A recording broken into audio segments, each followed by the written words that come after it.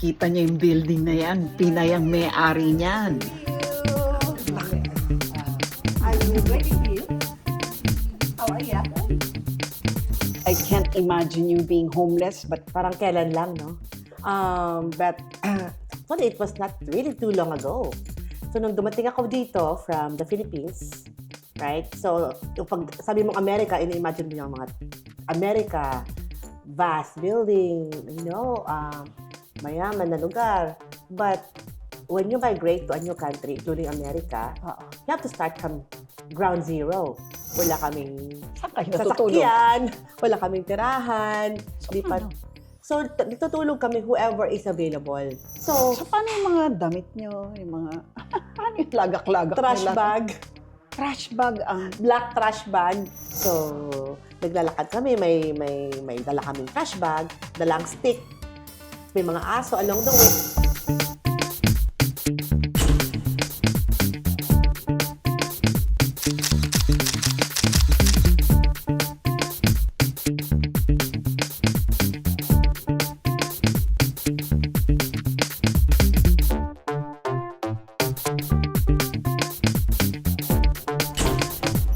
Hello mga kapatid, welcome again to another episode of Usapang Real with Lucy, ang aking America series. Today we're going to talk to a woman who came here virtually with nothing. Eventually, naging wealthy homeowner ito at hindi lang yon. Nagpapatakbo siya ngayon ng mga health homes at napakalago ng kanyang negosyo. So from homeless to wealthy homeowner, not just homeowner, but building owner and giving hope to so many, Amabel De Leon. Hello, Amabel. Hello, Lucy. You know, I see you now and I can't imagine you being homeless, but siguro pwede mong ilarawan sa akin ano ba yung mga taon at panahon na naging homeless ka. Parang kailan lang, no? But actually, it was not really too long ago. So, nung dumating ako dito from the Philippines, right? So, yung pag sabi mong America, ini-imagine mo yung mga America, vast building, mayaman na lugar. But when you migrate to a new country, including America, you have to start from ground zero. So, my tita helped us here. Siya ang nagdala sa amin sa Amerika. And been wanting to come here to America for so long. Pero when you get here, you really have to find your own way. Yes. Kasi may buhay din sila eh. Kanya-kanyang buhay, di ba? Kanya-kanyang sikap. So, I did not realize na ganun pala. Teka muna, Have to bakit ka find- ba nagpunta rito? So, napunta ako dito dahil plano talaga ng parents ko na maging nurse ako sa Amerika. So, just like a lot of people, right, who finished Yeah. nursing, mag-abroad. So, nagpunta sa abroad. Initially, I did not want to go to America. Ayaw ko talaga. Bakit naman? For me, gusto ko yung malapit sa pamilya. Bakit naman ako lalayo? Siguro dahil hindi ko na-try pa na maglumayo. So, nandun ang family mo? My tatay was there pa. Tapos dalawa kong kapatid, nag-aaral pa. Okay. So, Sino kasama mo dito? my nanay came here a year ahead sa akin. Okay. So ngayon, sabi niya, ikaw sunod. Tapos sunod-sunod na dapat kami noon. Yun ang plano? Yun ang plano. Pero anyway, alam mo yung mga magulang mo, mga plano sila. Oo. Mga anak, susunod ka lang. Yes. So nung sumunod kami dito, yung nakita ko yung hindi pala madali. So, paano? Anong ginawa mo? So yung first year namin, habang nagre-review ako ng board exam, kailangan mong, wala kang pera. Yes. Wala kang trabaho. My mom was also reviewing for boards. Kaming dalawa. Ang nangyari nun is, siyempre lipat kami ng lipat ng bahay sa mga pinsan ko, kaibigan niya. Tapos nakahanap kami ng isang matandang alagaan.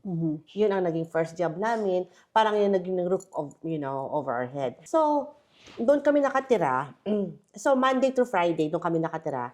Yung kanilang kamag-anak, single itong matandang pasyenteng to, they're actually well off. Mga Hollywood people, ang mga kapatid.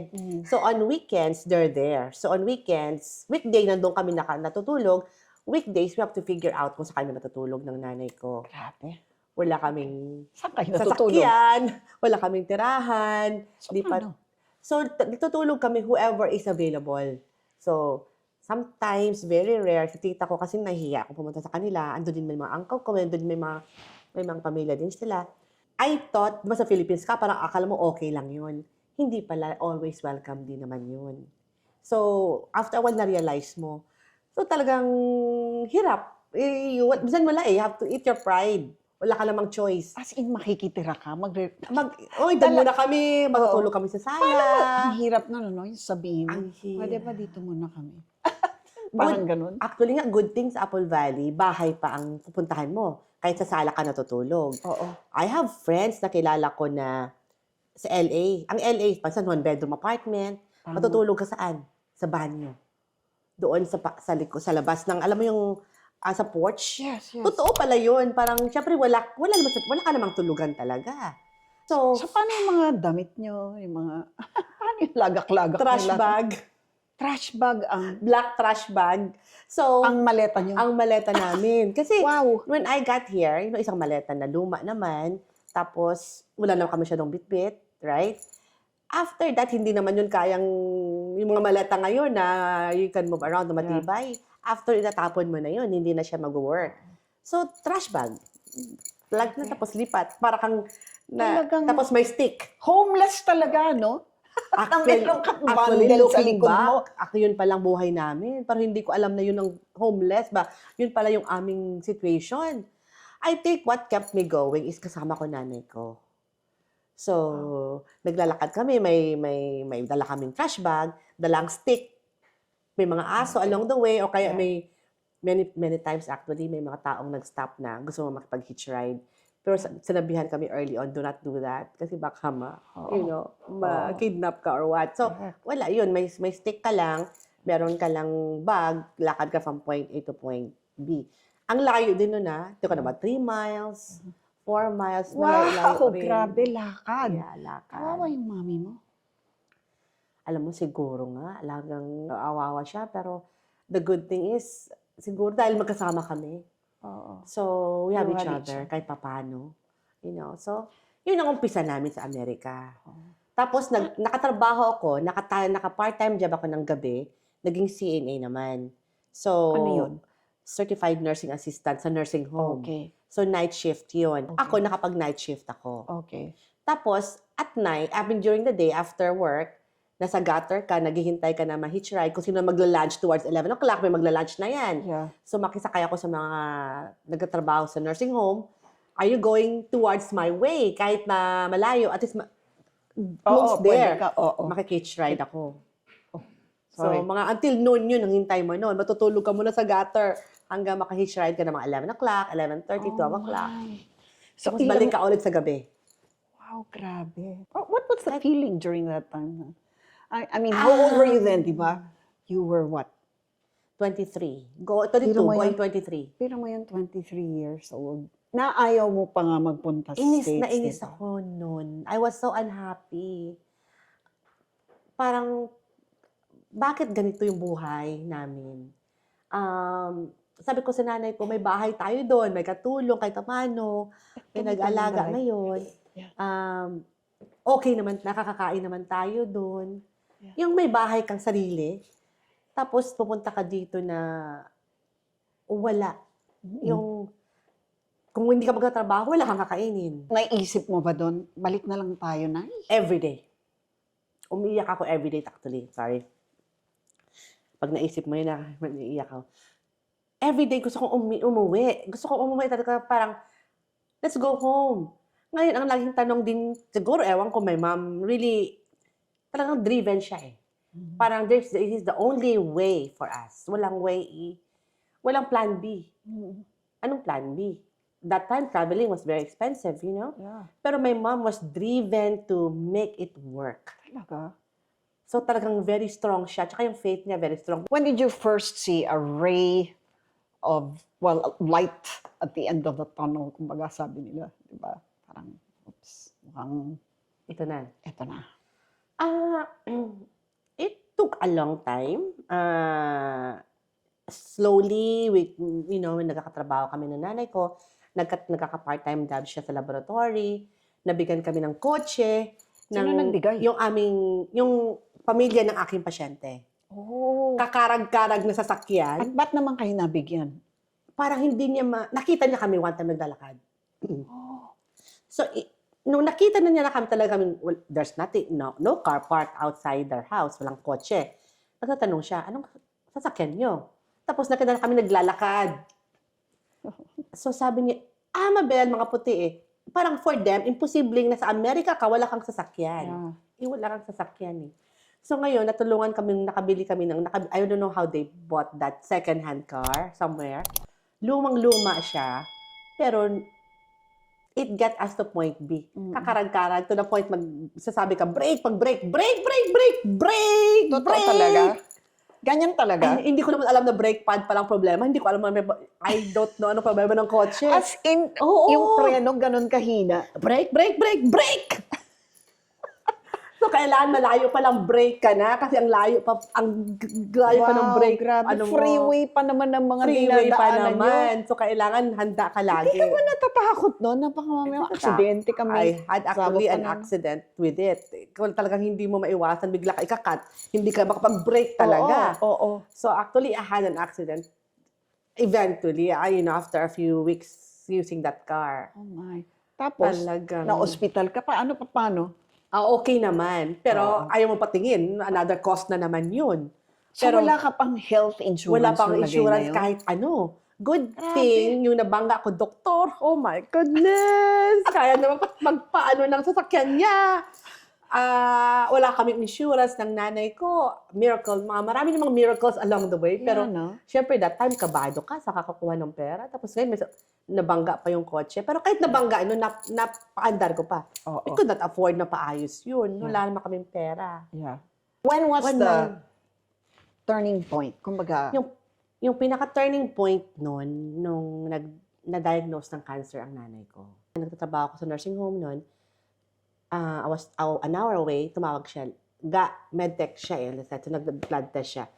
Yung mga platelet ko bumabagsak, yung mga gamit ng mga takot ko bumabagsak. Sabi ko, kulang ka ng iron, kulang tayo ng pagkain, kulang tayo ng pahinga. So, to the point na halos magpa-pass out siya. Tapos, nagpunta ng ER, na-diagnose siya with multiple myeloma. ano yun? Is a blood disorder, right? So, tapos 1 year, after na-diagnose siya, 1 year lang siya namatay na. Ang bilis. Sabi ko, oh my gosh, zero preparation, right? So, nasa gutter ako, 2 a.m., nasa gutter ako ng hospital sa labas, sa parking lot. Sumisigaw ako sa iyak ako ng iyak. Sabi ko, Lord, hindi ko alam kung anong iniiyakan ko. Tapos, out of the blue, tumawag na lang yung ER na dumating yung si Amicia, yung asawa ng doctor where my mom was working. Tapos sabi niya na Amicia's arranging everything. Si Amicia na ang nagbayad lahat. Wow. So, yun ang turning point ko. Magsistay ba ako sa Amerika? Or uuwi ako for good? So, ngayon, sabi ko sa tatay ko, sige, I will stay. Until how long, however long, kung kakayanin ko. So, hindi ka rin Hanggang makatapos yung mga kapatid ko. Yeah. So, hindi ka rin pinauwi ng tatay mo talaga? Ayaw na ayaw niya. Sabi niya, nurse ka, anong gagawin mo sa Pilipinas? So, Iyak ako ng iyak nun eh. Sabi ko, bakit ako? Bakit ako yung gagawa nun? Ako lang ba ang pwedeng gumawa nun? Dahil siguro obedient child ako.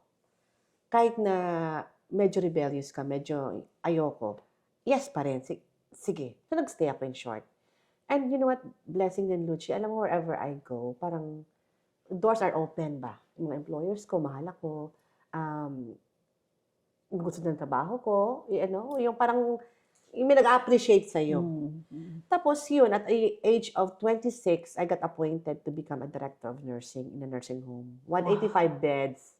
Actually, Wow. talagang wow yun. Parang, kahit ako hindi ko maisip gawin yun eh. Major promotion. 25, parang 185 beds, 4 stations. Sabi ko, nako, takot na takot ako noon, hindi ko kaya to.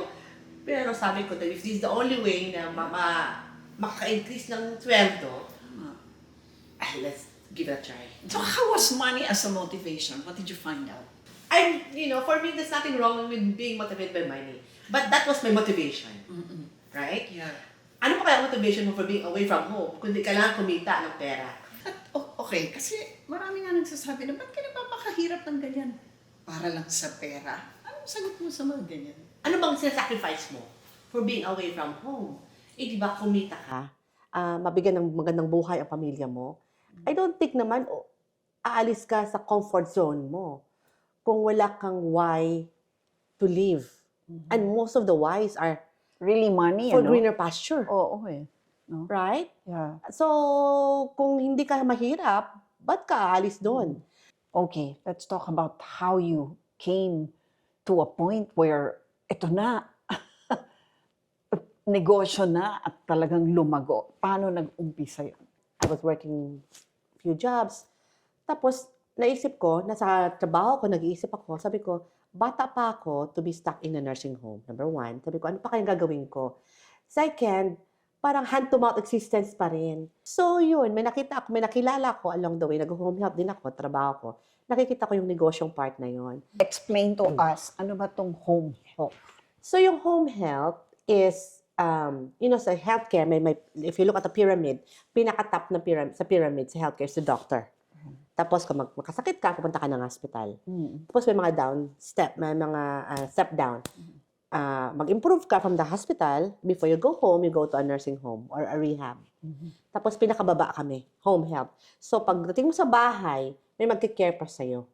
May magpa-follow through pa sa pasyente. Ang healthcare sa Amerika is funded by the government. Oh, yun. So, syempre, ang gusto nila, to minimize their cost. Preventing unnecessary cost. Unnecessary hospitalization. So, ang goal ng home health is, i-police mo yung case na yon, yung pasyente yon, not to go in and out of the nursing home or Or the hospital. hospital. Mahal kasi, no? Mahal Pag kasi. hospital. So, So, kumbaga, pag stable ka na, kung doon na lang siya sa bahay niya, Cheaper. alagaan mo na lang siya doon sa Oo. bahay. So, kaya tinawag na home health. cheaper for the government. So, in short, ang ginagawa mo nun, nag-supply ka or ikaw mismo ang nagpa-provide ng So, tulong dun sa mga pasyente na nasa kanya-kanyang bahay. So sabi ko, kung ako lang yung tao, the funding for it is cheap because Ikaw lang binabayaran ako lang mo. babayaran, di ba? ang goal ko lang noon is close to getting what I was making Oo. and hopefully, eventually, I can make more. So yun, ako muna. Talaga? Yeah. Ikaw So, lang? Ako lang. So, ilang pasyente mo? 10, Ikaw lahat? Ikaw lahat. Anong You know? ginagawa mo? So, yung pupunta ka sa hospital, sa bahay, kung anong kailangan ng pasyente, so bibigyan ka ng case, kung makaya mo yung case na yon, gawin mo. Tapos, sickly ako, lagi ako may asthma. Sabi ko, how long kaya ko magagawa ko to? Oh. Tapos na naisip ko na yun, mag-hire kaya ako ng tao. Hati kami. Di ba? Hati kami. How fast did you grow from just you, and then 2, and then ngayon, grabe ka, 11 na ba? 11 na. companies. Ang companies niya, all providing home health. Majority of that, providing home health. Fantastic. Yeah. And how many employees do you have now? I have close to 500 employees. So, people along the way, nakakakilala ko ng mga tao who's been guiding me. Kasi no one's gonna tell you that eh. No one actually told me that. Tapos, slowly nakikita ko yung duplication of money through hiring people. Yeah. Yun. So, hati-hati. Yung ganon. So, yun. Doon ko na duplicate yun. And that's when I realized na alagaan ko tong mga team ko with my same culture. Yeah. So, doon actually nag-multiply. Pero, kailangan may purpose ka. May purpose yung ginagawa mo. And for you, what was that? My purpose is my family, number one. So, the goal was to really bring them here. Okay. So, nadala ko sila. So, nandito na Andito sila. They have their family, they have their wives here, their children. How are Filipinos as workers? You know, ang dami nating magagandang qualities. Kaya, that's why we are who we are, wherever we are. You know, it doesn't have to be in America. Turo sa atin, number one, is our faith in God, right? We're hard worker people. We are very family-oriented people. So, ang pinaka-goal lang natin actually is may makain, we can survive, matulungan ang pamilya natin. That's actually our mission wherever we are in the world. Talaga. So, yung close-knit family na yan is so good eh. And we take it wherever we are. So, when did you Nung come to know the Lord? Nung That's not how you need Him. Nung nag-iisa na ako, parang wala ka nang masigawan, walang nanay, walang tatay sa around with you.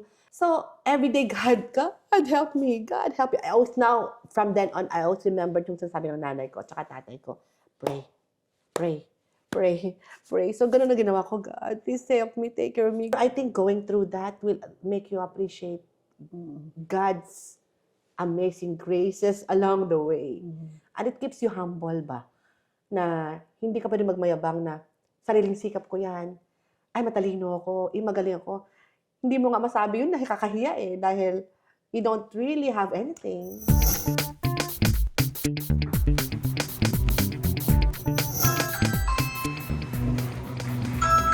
Bahay ni Amabel de Leon, Mansion.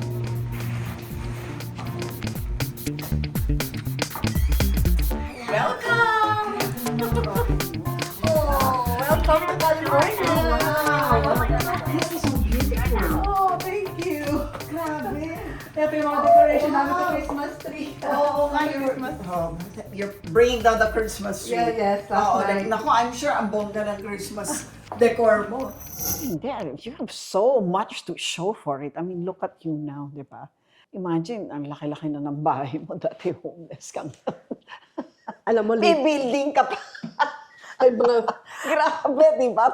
From I'm sorry. homeless to homeowner, and Naku, not naku. just homeowner, but building owner, Amabel. I mean, di ba? And I'm sure yung jobs that you give provide homes to so many. I mean, it's so easy to actually sit on your laurels and just enjoy the work, especially now that, syempre, you've grown on in age, di ba? Parang di mo ba naiisip yun na, tama na to, tama na. dami Okay na na. ng tulungan, okay na. We have that conversation, me and Alan, over and over again. But every day, you know what? See kung ano pang pwede mong gawin. And sometimes, believe it or not, God gave you that gift to be somebody else, to help other people. Yeah. But whatever you're gonna be, you have to serve somebody. You have to be somebody for that somebody. And that will continue to give you the joy to keep working hard, I believe. Thank you for watching. If you like what you just saw, please like and subscribe.